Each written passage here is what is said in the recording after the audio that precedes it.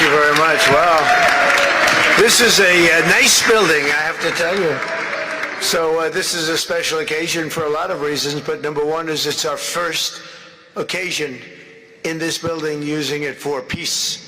And it's all about peace, and it's a great honor. And Marco, you've done a fantastic job in getting it ready, but it's a spectacular building, and we all appreciate it.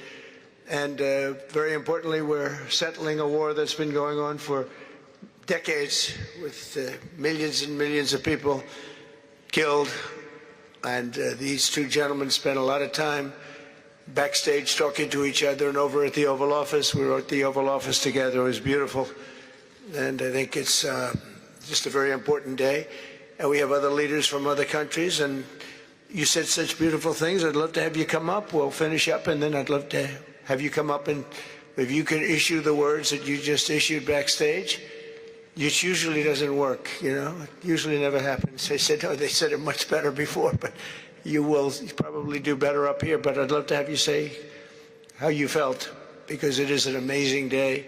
Great day for Africa, great day for the world, and for these two countries, and they have so much to be proud of. And I want to thank the leaders. I want to thank you very much. It means maybe more because we are here together for the first time ever in this building. Brand new, beautiful building. I don't want to tell you how much it costs, because I hear it's a lot. Okay? They don't build inexpensively here. But I just want to thank you very much. So please sit down, everybody. I want to thank everybody for being here. It's a momentous occasion. It's truly incredible setting. It's very few places I've seen like this. In this holy season, we prepare to celebrate the birth of the Prince of Peace. We have come to the U.S. Institute of Peace to sign a historic agreement that will end one of the longest-running conflicts anywhere in the world, with far more than 10 million people killed. Today we commit to stopping decades of violence and bloodshed, and to begin a new era of harmony and cooperation between the Democratic Republic of the Congo and Rwanda. I want to thank the two courageous leaders. They are courageous leaders. They really are courageous leaders, great people. President Tshisekedi of the Democratic Republic of the Congo and President Kagame of Rwanda. They are amazing people, and they had stories to tell me that were incredible. Really fascinating in so many different ways. Sad and beautiful, both sad and beautiful, and today makes them beautiful.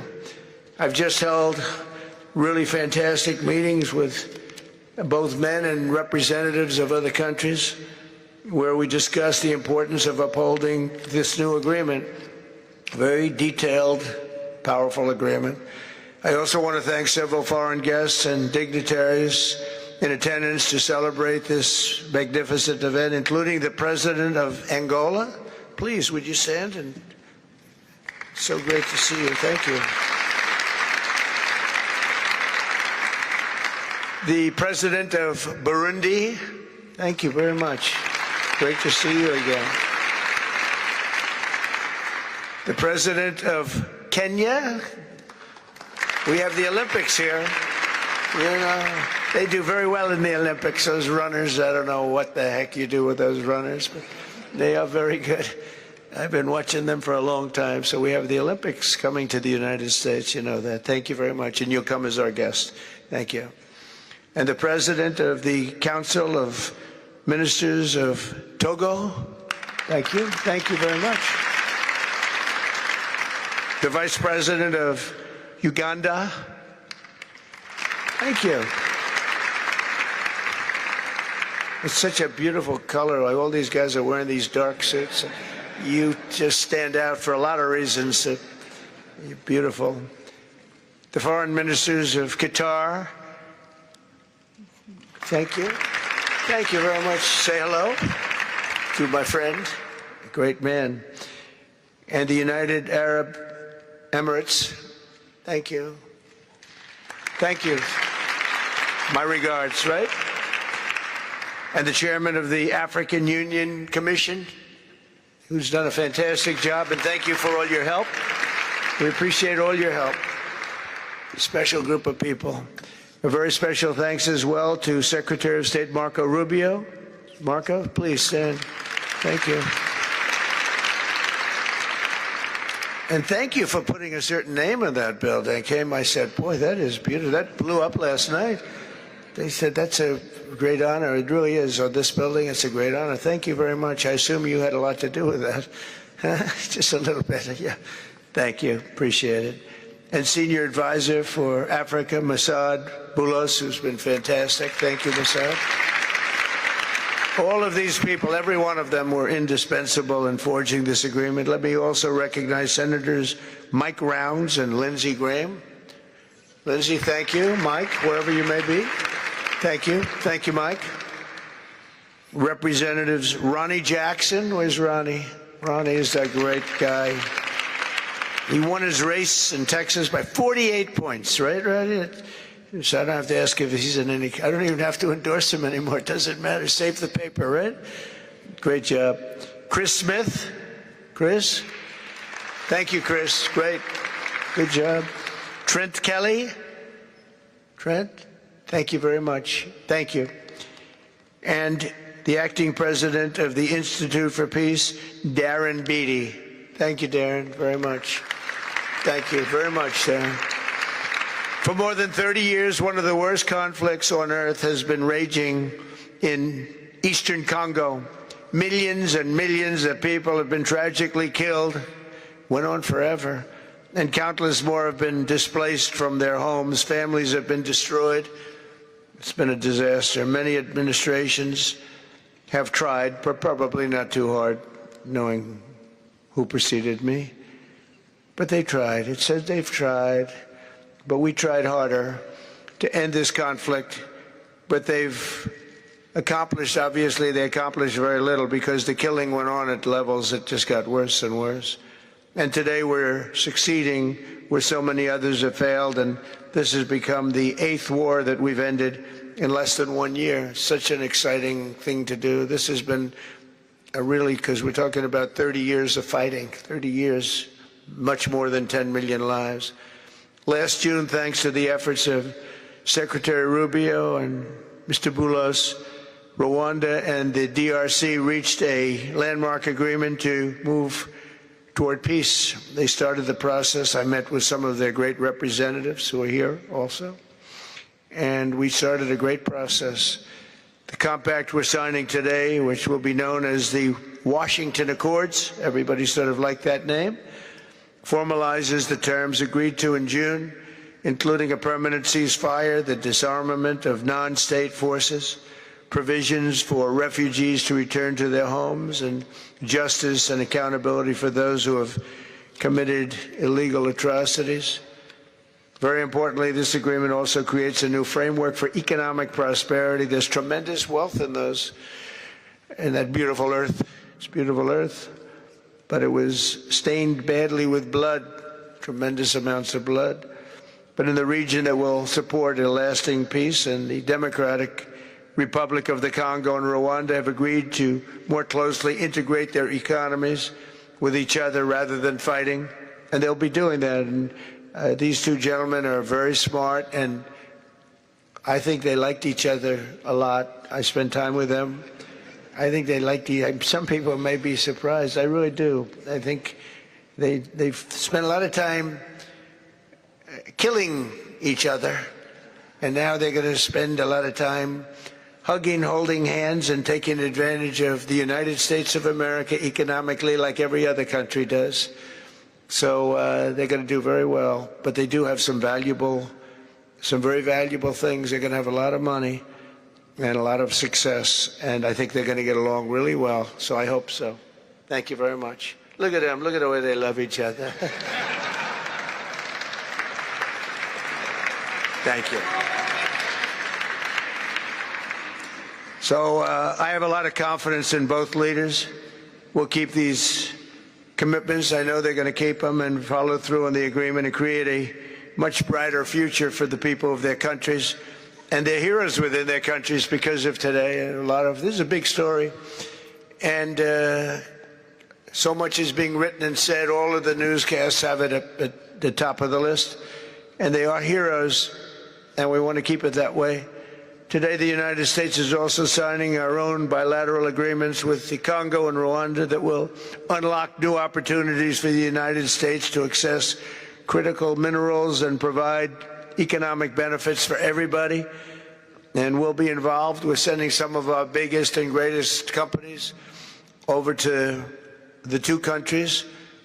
And we're going to take out some of the rare earth and take out some of the assets and pay, and everybody's going to make a lot of money. These are just two of the many new agreements related to mineral supplies that my administration has achieved this year, including with Australia, Japan, Kazakhstan, Malaysia, South Korea, and many other countries. With all of these agreements, we're forging new economic security partnerships that protect the interests of America and our friends and partners, and a core feature of my administration's national security strategy, a big part of which is the tariffs. We're taking in trillions of dollars in tariffs. Nobody's ever seen anything like it, and it's given us really great national security. We'll be paying down debt. We'll be making distributions to people. And we're really doing a job.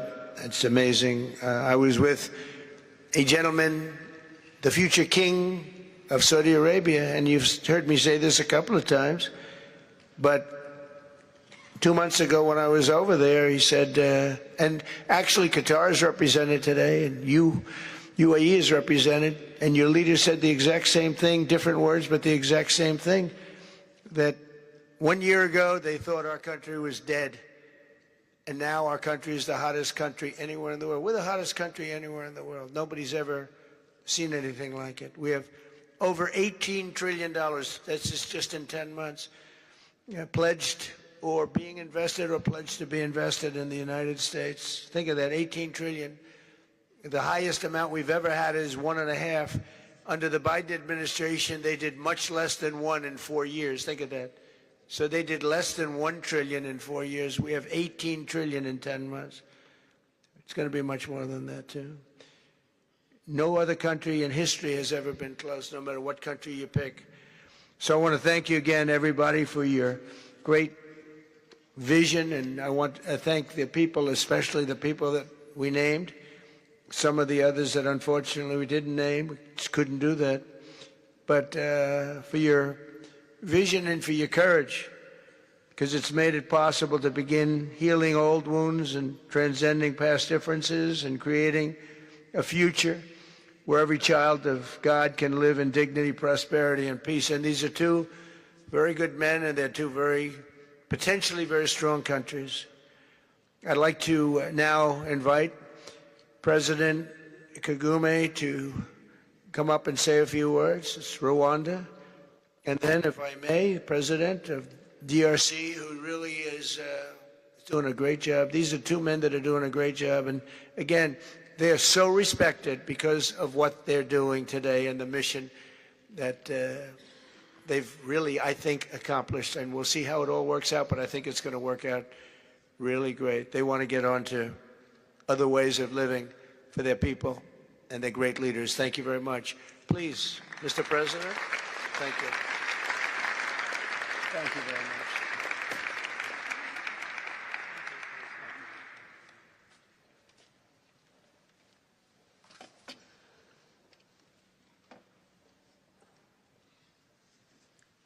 Excellency Donald Trump, President of the United States of America, Excellencies, heads of state and government, and former heads of state, distinguished ladies and gentlemen, I want to begin with some words of thanks. First, to my fellow heads of state and government from Africa, your presence here confirms that these efforts enjoy the broad support necessary to succeed. I also thank Minister of State Kulaifi, representing His Highness Sheikh Tamim bin Hamad of Qatar. The role of Qatar has been absolutely central in getting us to this point. But of course, the biggest vote of thanks goes to President Donald Trump. No one was asking President Trump to take up this task. Our region is far from the headlines. But when the President saw the opportunity to contribute to peace, he immediately took it. This conflict has lasted for 30 years. We have seen countless mediations and efforts, but none has succeeded in resolving the underlying issues. President Trump introduced a new and effective dynamism that created the space for breakthroughs. His approach is even-handed, never taking sides. He orients us toward the future, not the past, emphasizing that the dividend of peace is prosperity and investment, including from the United States. More importantly, President Trump's approach is pragmatic. The process has not become an end in itself. All of these elements filter down to his dedicated team, and here I want to single out Secretary Rubio and Masad Boulos for special appreciation. We would not be here today without their efforts. And as a result, we have the clearest and most viable path forward that we have ever had. These accords provide everything needed to end this conflict once and for all. If this agreement falters and things do not work out as they are supposed to, the responsibility will not lie with President Trump, but with ourselves. It's up to us in Africa, working with our partners to consolidate and expand this peace. There will be ups and downs on the road ahead. There is no doubt about it. Rwanda, I know, will not be found wanting. I can assure you of that. Our only objective is and has always been for our country to be safe and secure after having endured so much tragedy.